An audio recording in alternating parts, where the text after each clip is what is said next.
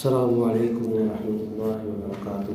الحمدللہ وحدہ والصلاة والسلام علی من لا نبی بعدہ وعلی آلہ واصحابہ وصحبہ ومن والہ وبعد۔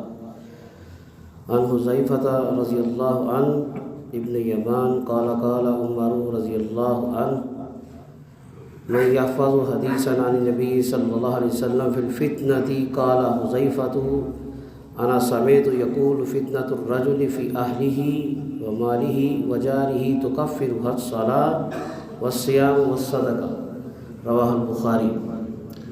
امام بخاری رحمہ اللہ علیہ حذیفہ بن یمان رضی اللہ عنہ سے حدیث لے کے آئے ہیں۔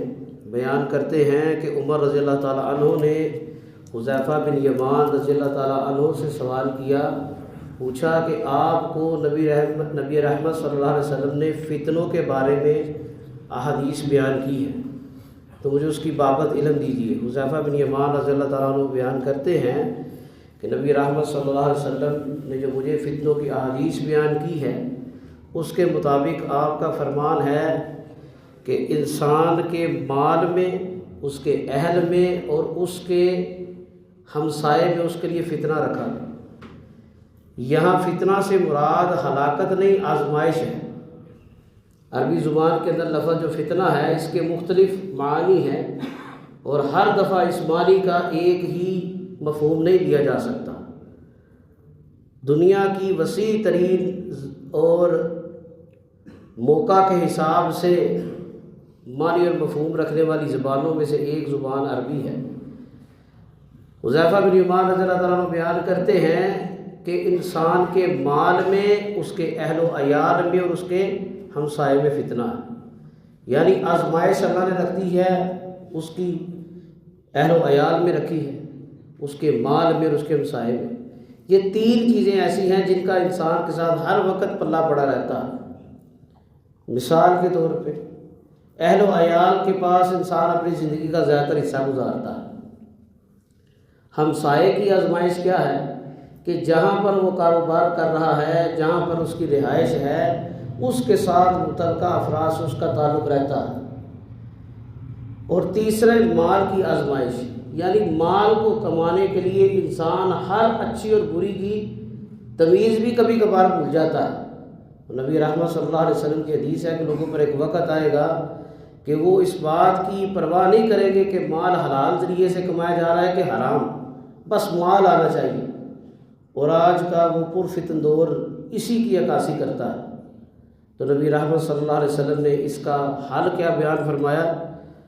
فرماتے ہیں وَجَارِهِ تُكَفِّرُهَا الصَّلَاةُ وَالصِّيَامُ وَالصَّدَقَةُ۔ ان تینوں چیزوں کی آزمائش کا کفارہ کیا ہے؟ سب سے پہلے نماز۔ جو بندہ نماز کو قائم کرتا ہے، 5 وقت نماز کا اس کو فکر رہتی ہے، اس کا اہتمام کرتا ہے، مسنون طریقے سے اپنے نماز کی فرائض اور نوافل کی ادائیگی کرتا ہے، اللہ تعالیٰ اس کو فطروں سے محفوظ رکھتے ہیں، آزمائشوں سے محفوظ رکھتے ہیں۔ دوسری والصیام، روزہ۔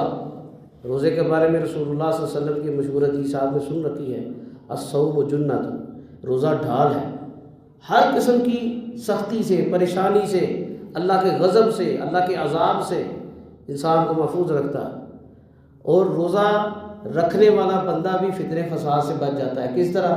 سب سے بڑی حفاظت جو ہے نا روزے میں، وہ انسان کی زبان کی ہوتی ہے۔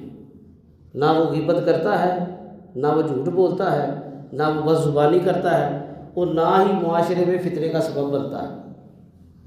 اور آخر میں فرمایا والصدقہ، اور تیسری چیز جو انسان کو آزمائشوں سے محفوظ رکھتی ہے وہ صدقہ، یعنی جتنی بھی توفیق ہو، اللہ نے آپ کو جو مال دیا اس میں سے آپ اللہ کے راستے میں خرچ کرتے رہیں تو اللہ کی توفیق اور فضل سے میں اور آپ ہر قسم کے فتنے اور پریشانی سے محفوظ رہیں گے۔ اللہ سے دعا ہے جو باتیں بیان کی ہیں اللہ سننے والے کو بھی اور بیان کرنے والے کو بھی عمل کی توفیق عطا فرمائے۔ وما علینا